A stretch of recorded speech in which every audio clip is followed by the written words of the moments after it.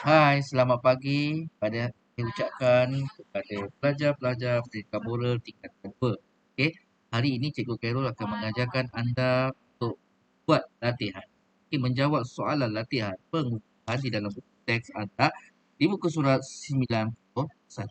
Pada minggu lepas, Cikgu telah ajarkan anda bab 8 iaitu perkhidmatan awam pembangkit dan negara melalui video yang saya postkan di YouTube.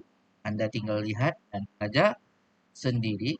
Dan pada hari ini, setelah cikgu berikan anda latihan, maka saya hendak anda menjawab soalan latihan pengucapan A. Okay.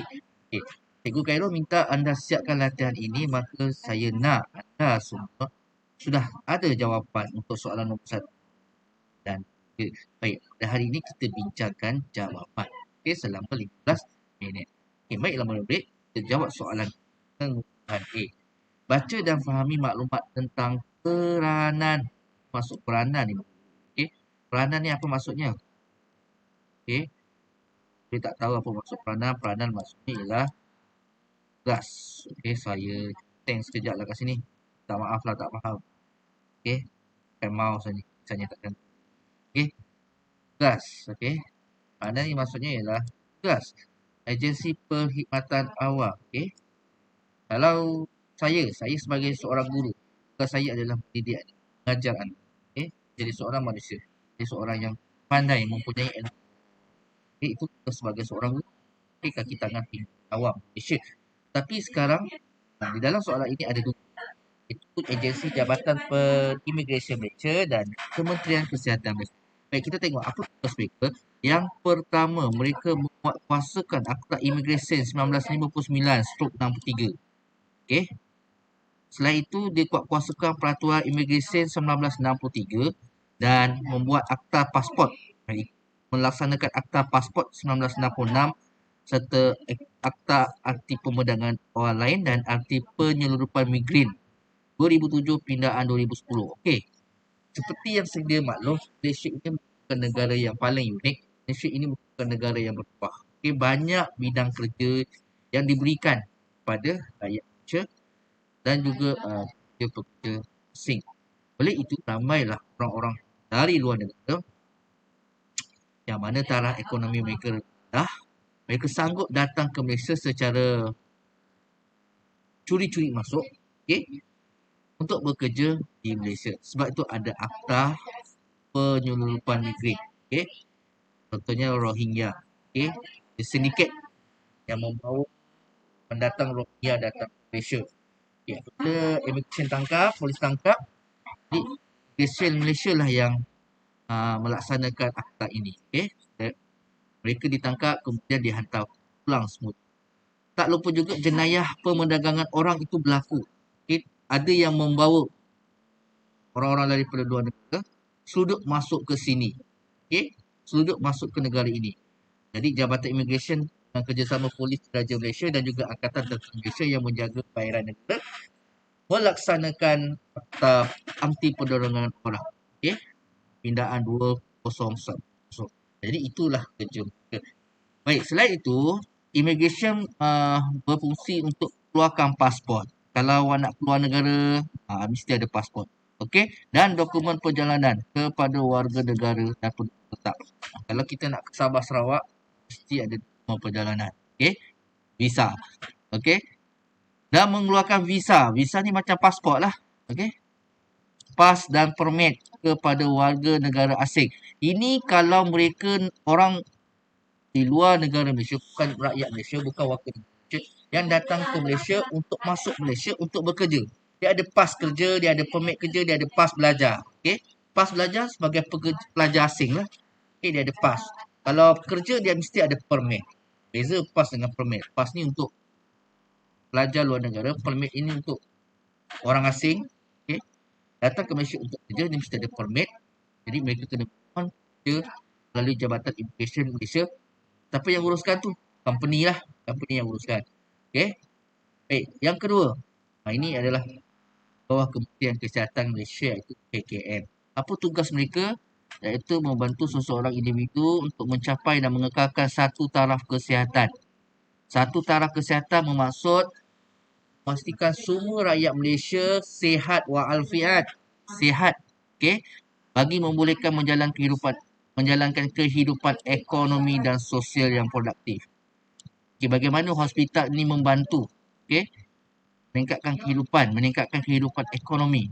Okay, bila rakyat Malaysia sihat, rakyat Malaysia secara tidak langsung akan menyumbang kepada pendapatan negara. Mereka membayar cukai. Okay, Malaysia mengutip menjana ekonomi negara melalui kutipan cukai. Jadi kalau semua rakyat Malaysia sakit, semua tak bekerja, bagaimana negara nak meningkatkan ekonomi negara? Okay, jadi apa yang disediakan? Menyediakan perkhidmatan bercorak, penggalakan, penjagaan, rawatan dan pemulihan yang cekap. Okey.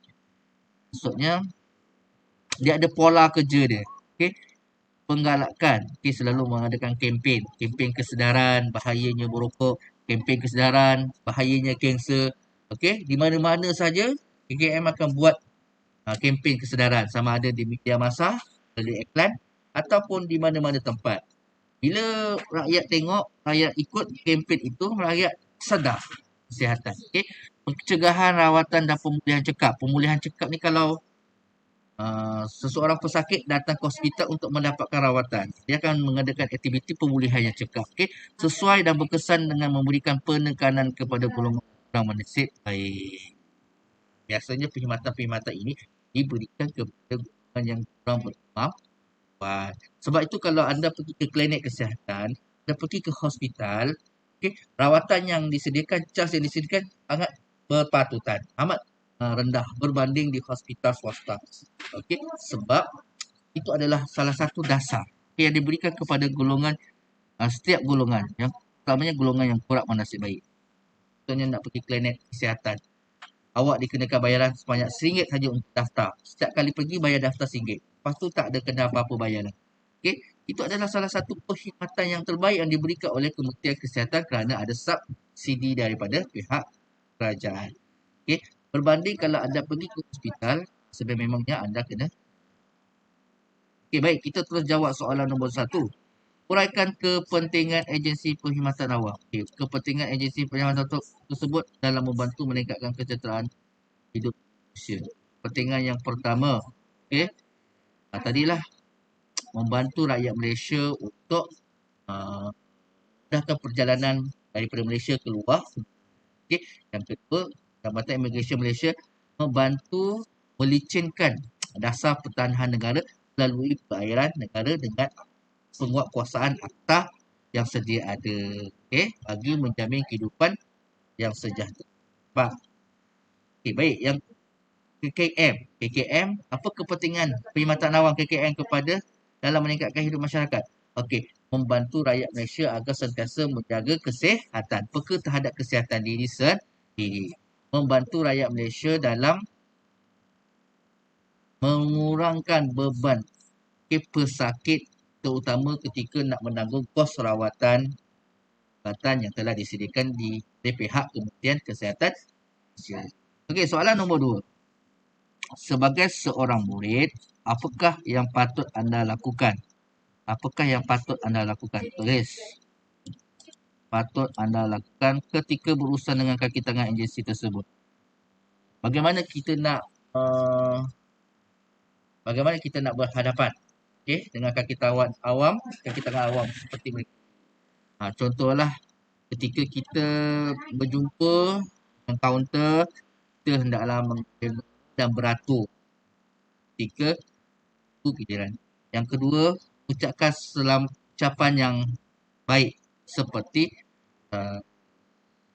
salam dan selamat sejahtera. Okey, dan bercakap dengan sopan. Okey, yang ketiga, memakai pakaian yang beretika, okey, mengikut seperti yang telah ditetapkan oleh agensi tersebut.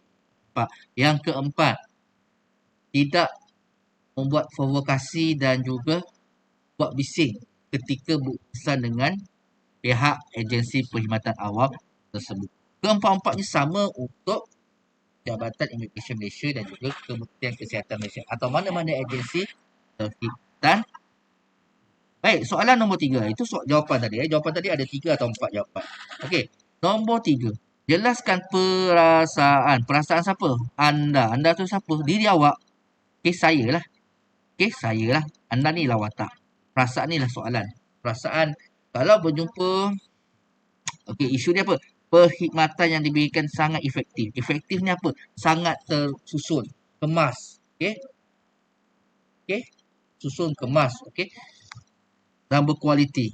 Okay, apa perasaan kita? Perasaan kita bila jumpa isu positif, kita akan gembira. Okay, tuliskan. Gembira, suka, tenang, okay, bahagia. Boleh diterima 4 jawapan tu lah. Okay, boleh diterima. Tapi kalau soalan ini meminta anda, okay, soalan ini meminta anda jelaskan. Okay, ada satu lagi perkataan. Jelaskan. Okay, awak campur perkataan ni. Kerana, okay, perkhidmatan tersebut akan saya untuk berurusan dengan isi tersebut kerana perkhidmatan tersebut membantu untuk meringankan beban saya kerana perkhidmatan tersebut meringankan ataupun memberi kualiti taraf hidup ataupun membantu meningkatkan kesedaran rakyat terhadap menjaga kesihatan masing-masing. Okay, sampai sini saja kita belajar. Kita akan sambung lagi latihan yang seterusnya. Terima kasih.